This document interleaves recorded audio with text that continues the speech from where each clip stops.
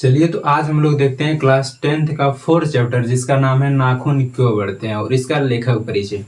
तो ये जो नाखून क्यों बढ़ते हैं ये क्या है, तो नाखून क्यों बढ़ते हैं क्या है, एक ललित निबंध है। ये क्या है, एक ललित निबंध। आपसे एग्जाम में इस तरह क्वेश्चन आता है कि नाखून क्यों बढ़ते हैं ये क्या है, तो क्या बोलेंगे आप लोग, एक ललित निबंध है। बात करें इसके लेखक के, इसका लेखक कौन है, नाखून क्यों बढ़ते हैं कि लेखक कौन है, हजारी प्रसाद द्विवेदी। कौन है, हजारी प्रसाद द्विवेदी। आपसे पूछ लेगा नाखून क्यों बढ़ते हैं, उसके लेखक कौन है, हजारी प्रसाद द्विवेदी। अब इसका हम लोग क्या देखते हैं, परिचय देते हैं, किसका, इसके लेखक का।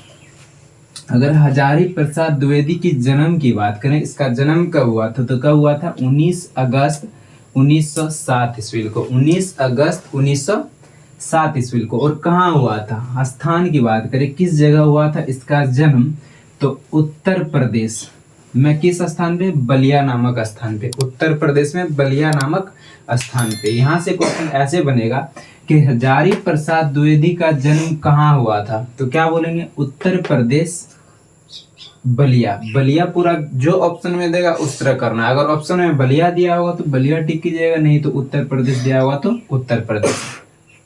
आगे की बात करें, इसकी मृत्यु, हजारी प्रसाद द्विवेदी जी की मृत्यु कब हुआ था, निधन कब हुआ था, तो बात करें 19 मई 1779 ईस्वी को, 19 मई 1779 ईस्वी को। और कहाँ हुआ था, तो दिल्ली में। 1979 में इसका क्या हुआ था, मृत्यु हुआ था। हजारी प्रसाद द्विवेदी जी की मृत्यु या निधन कब हुआ था, तो कब हुआ था, 19 मई 1979 को क्या हो गया था, इसका मृत्यु हुआ था। और कहाँ हुआ था, हजारी प्रसाद द्विवेदी जी का निधन कहाँ हुआ था, तो बात करें तो कहाँ हुआ था, दिल्ली में।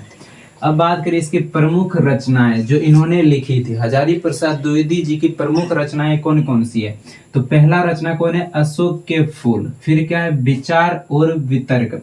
फिर तीसरा बात करें तो सीरीज के फूल। फिर कुत्ते और मैंने।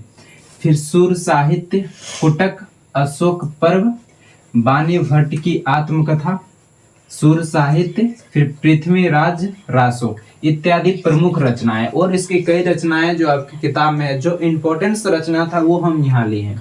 जैसे आप बात करें कि सूर साहित्य, ये बार बार आपके एग्जाम में पूछा जाता है। बानी भट्ट की आत्मकथा, ये भी आपके एग्जाम में बार बार पूछा जाता है। पृथ्वीराज रासो, ये भी आपके एग्जाम में बार बार पूछा जाता है। यहाँ से क्वेश्चन किस तरह आता है, आपसे पूछ लेगा कि आलोक पर्व किसकी रचना है, आलोक पर्व किसकी रचना है, तो किसकी रचना है, हजारी प्रसाद द्विवेदी जी की कौन सी रचना है, आलोक पर्व। इससे यहाँ और क्वेश्चन पूछ सकता है कि पृथ्वीराज रासो, पृथ्वीराज रासो किसकी रचना है, तो ये क्या किसका हो जाएगा, हजारी प्रसाद द्विवेदी जी का। आगे बात करें, हजारी प्रसाद द्विवेदी जी को आलोक पर्व पे, कौन सा, आलोक पर्व जो इसका रचना था उस पे क्या मिला था, साहित्य अकादमी पुरस्कार मिला था। अगर बात करें साहित्य अकादमी, इससे क्वेश्चन बन सकता है दो तरीका से। एक तो पूछ लेगा आलोक पर्व, आलोक पर्व किसकी रचना है, तो ये हो जाएगा हजारी प्रसाद द्विवेदी की। और अगर पूछ सकता है कि हजारी प्रसाद द्विवेदी जी को साहित्य अकादमी पुरस्कार किस रचना पे मिला था, तो किस रचना पे हो जाएगा, आलोक पर्व पे। फिर आगे बात करें, इनको किसको, हजारी प्रसाद द्विवेदी जी को भारत सरकार द्वारा पद्म भूषण सम्मान मिला था। फिर लखनऊ विश्वविद्यालय द्वारा डी लीड की उपाधि दिया गया था, किसको, हजारी प्रसाद द्विवेदी जी को। अब इससे बहुत सारा क्वेश्चन बन सकता, अब अलग अलग तरीके से इससे क्वेश्चन बना सकते हैं। तो आप लोग आंसर दीजिएगा कि हजारी प्रसाद द्विवेदी जी का, ठीक है ना, हजारी प्रसाद द्विवेदी जी का जी के 3 रचना का नाम बताना जो हम यहाँ नहीं लिखे हैं, ठीक है ना, 3 रचना का नाम। अब किताब में देखिएगा वहां बहुत सारी रचना दिया है, ठीक है, उसमें से कोई भी 3 रचना का नाम आपको कमेंट करना है। तो आज के लिए इतना ही रखते हैं। और इससे पहले हम लोग यहाँ चौथा चैप्टर है, इससे पहले भी हम लोग 3 चैप्टर कर चुके हैं, तो वो तीनों चैप्टर आप लोग जाके कर सकते हैं। उसका लिंक हम लोग डिस्क्रिप्शन में दे देंगे। आज के लिए इतना ही रखते हैं। Thank you.